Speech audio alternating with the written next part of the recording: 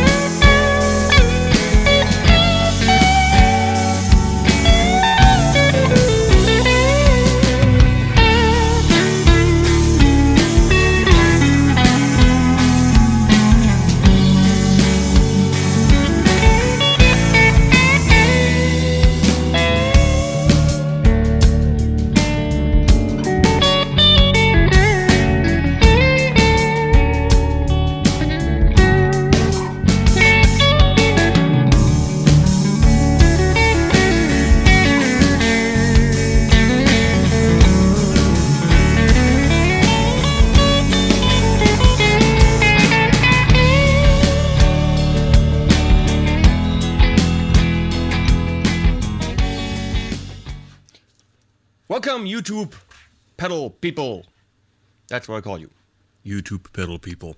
Today, one of the very first people, I'm not the first because apparently there's already reviews out there, but of course, not in depth like mine.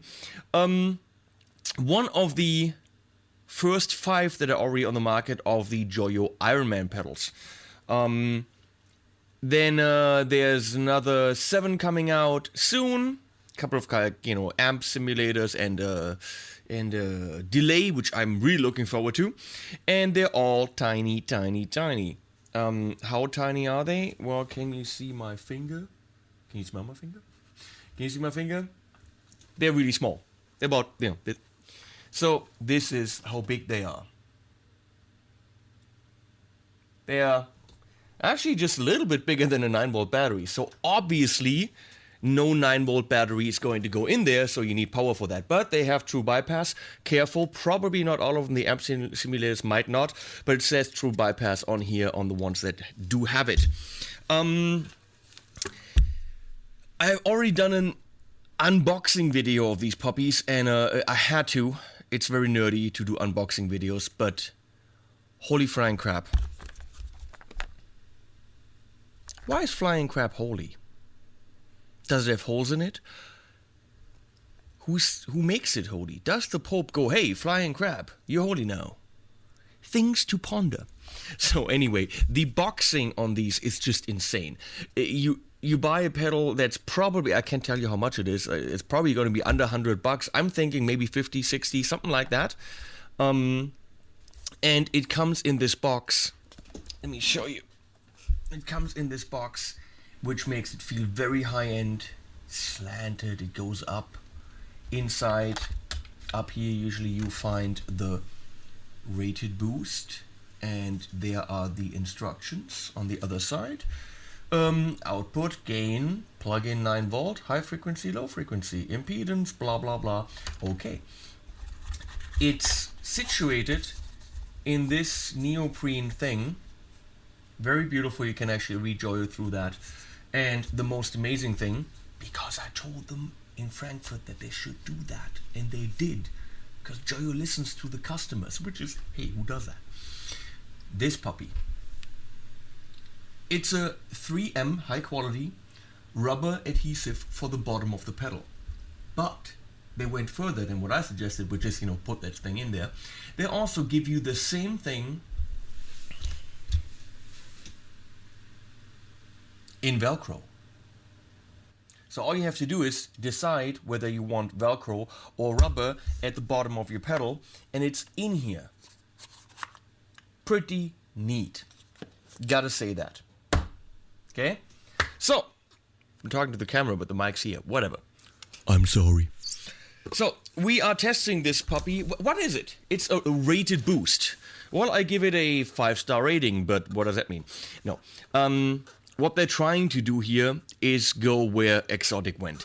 They're trying to do a series of, the clean boost, the drive boost, and then the preamp kind of boost. So we're looking at AC, RC, and BB. But I seriously think they didn't clone them. They are not the same. The Wild Boost, for example, is a drive boost which goes into the slightly fuzzy area, which I think is, I'm not a big fan of fuzzes, you know that, but that is so fuzzy that it's way fat and cool, but not too fuzzy so that I don't like it. It's not unusable. The rated boost is pretty much the pedal that you just turn on and leave on. Okay? And I will show you. Now they have this really cool, they call it a knob guard, and I said, hey, knob guard? Hey, I got a knob, I'm guarding it myself. Let's call it a shield or whatever you want to call it. I thought, hey, do you really need a thing that protects your settings from accidentally changing? Well, I learned something yesterday. When you move a pedal board around, your settings change. Okay, so this is actually neat. You really want to go to the gig and just start without checking everything. That's the way to go. Close it up, done deal. So, very neat idea on a little pedal like this. I think Hardwire pedals has it. You can buy an extra thing, a plastic thing to put on top to secure your settings. But that's a really cool way to go. The knobs are tiny, but not so tiny that you can't control them nicely. So I was afraid of that. It feels a little bit like a toy, but the first 3 seconds you spend with these when they're actually plugged in, you forget about them being toys. I just bumped my guitar. Luckily, it's all scratched up. Anyway, another thing I want to show you is the hello. Come on. The Joyo Cobra tuner. Cobra tuner, because from the back it looks like a Cobra. You can actually light these up somehow. I don't know how. So they're calling it the second generation tuner. I don't know what that's supposed to be. Maybe a next generation tuner. Fact is, you clip it on, you play, and it helps you tune. So it's a clip-on tuner like many other clip-on tuners. What makes it special? Frankly, I can't tell you. I can tell you that it works. And it's a really cool design. It's very nice and big.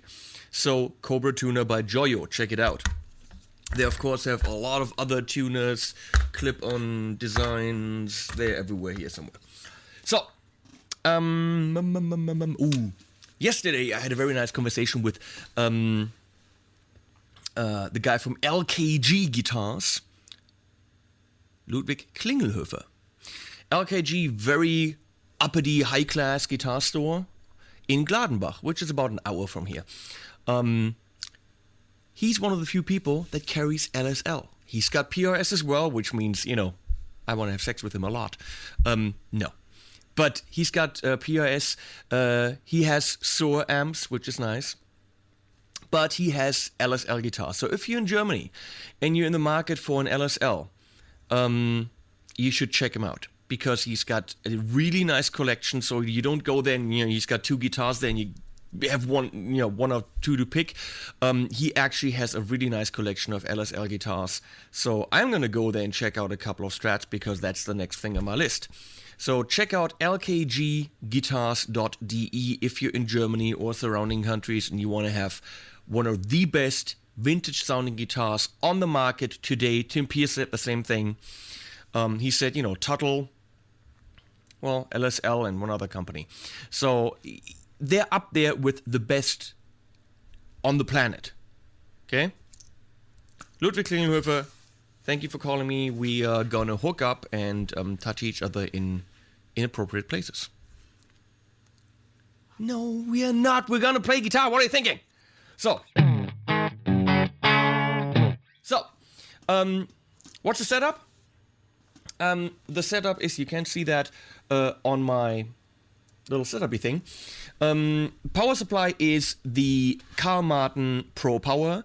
I also have the Joyo Power Supply 2, but that is in my pedal board, and I'm leaving it there because it's nice and small. And it's lit up and stuff, so for the setup here, we're using the Pro Power. So thank you, Carl Martin, for that. We're using really cool cables, which I built myself. It's a summer cable Spirit XXL with a silent plug. And on the other side, they have very nice Neutrik plugs. Going into the Sur Badger 18 through the Sur Cabinet, which is right underneath behind me. That cab is powered by a Warehouse Veteran 30 speaker 8.0.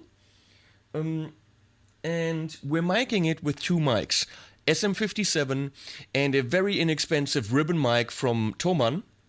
So the T-Bone RM700 or something. So very inexpensive mics, and they automatically get mixed together in here, so they go on one channel.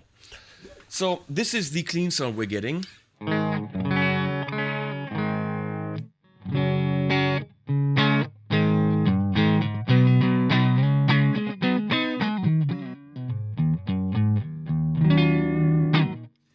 Which is the reason I bought the Sur. I have to say this. This is a boutique, extremely expensive amp. Doesn't really get a lot nicer than that. And I bought it for the clean sound. Okay, I checked it out against a Two-Rock Studio Pro 35, which is on my list, and that's the next one to get. But this one won so far and was a little bit cheaper. So that's the sound. But the funny thing is, you put this China pedal in front of it, and it gets better. I don't know how that's possible. I mean, it's a 2,000 euro amp, and then you put the pedal in front of it, and bam, you just don't want to turn it off, and that's what it sounds like.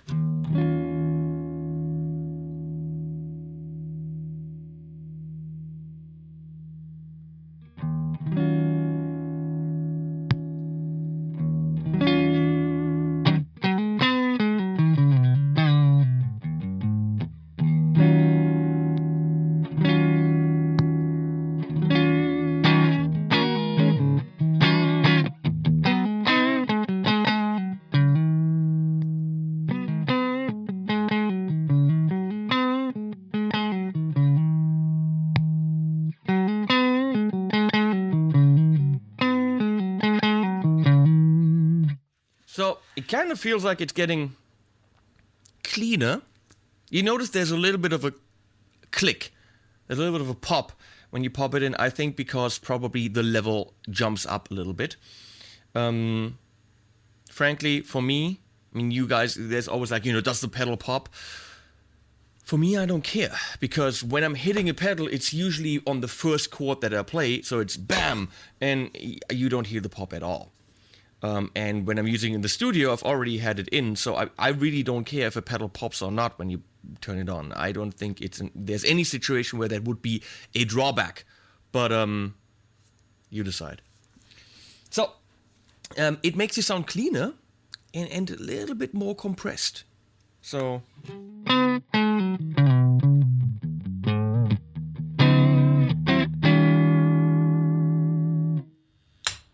it lights up, isn't that neat? Joyo lights up.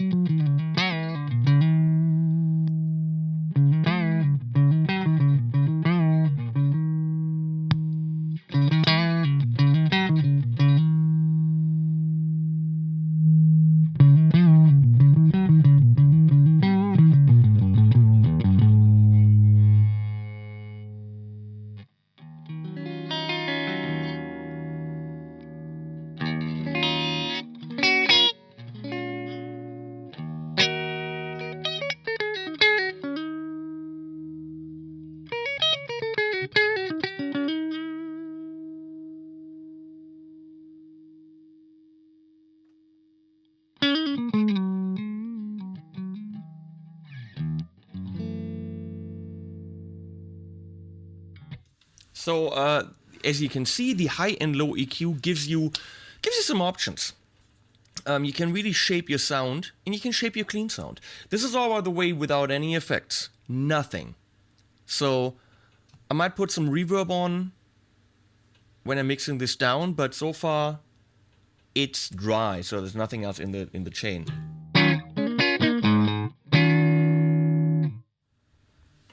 Let's go mid-gain.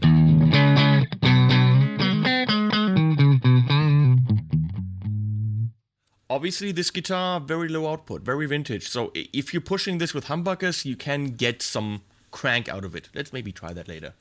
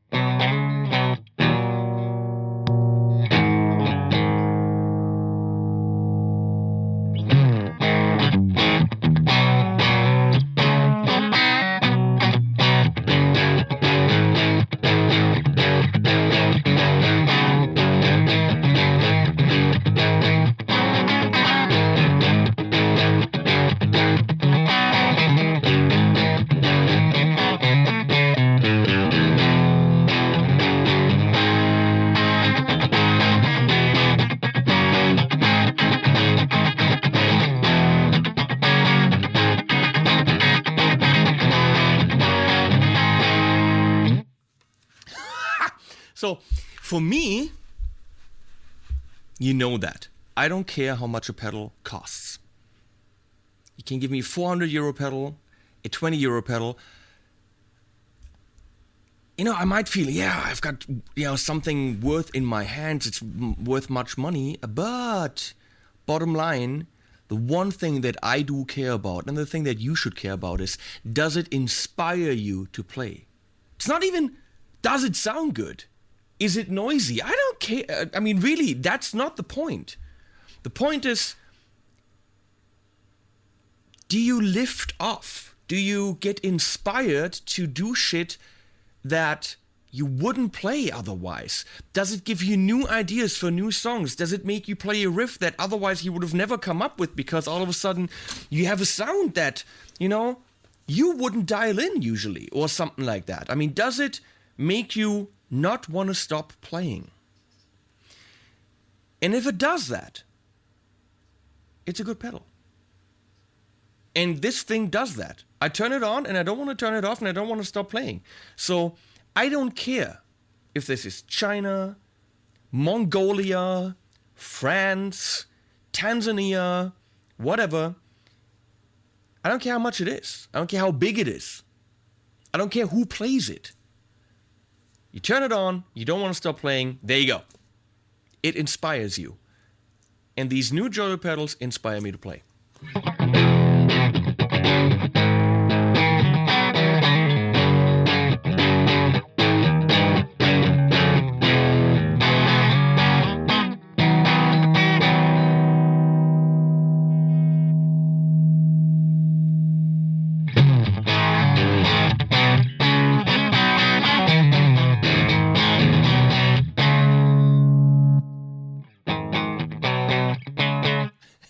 Boutique amp now sounds boring.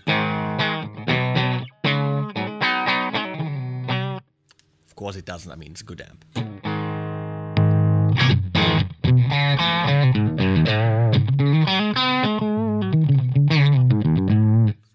Let's pump a different guitar into that puppy, like one that really pushes it. So I don't know if this one's tuned, but I guess we'll figure out in a sec.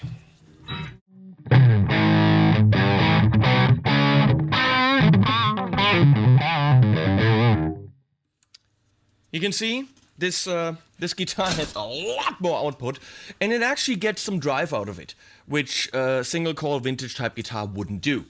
So